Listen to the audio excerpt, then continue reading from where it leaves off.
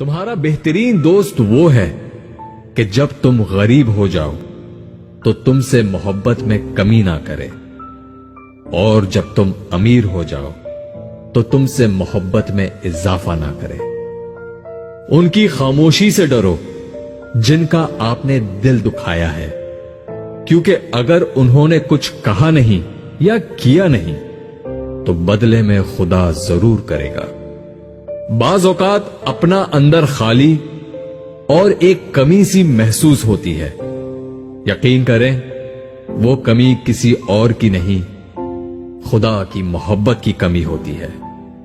جس طرح چھوٹے چھوٹے سوراخ بند کمرے میں سورج طلوع ہونے کا پتہ دیتے ہیں، بالکل اسی طرح چھوٹی چھوٹی باتیں انسان کا کردار نمایاں کرتی ہیں۔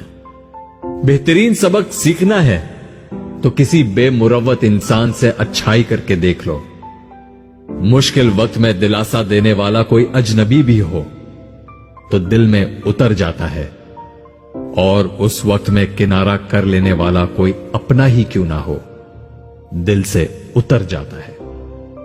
اگر گفتگو میں نکتہ چینی کی جگہ اخلاق اور پیار کی چینی شامل کر لی جائے تو زندگی باغ و بہار ہو جائے۔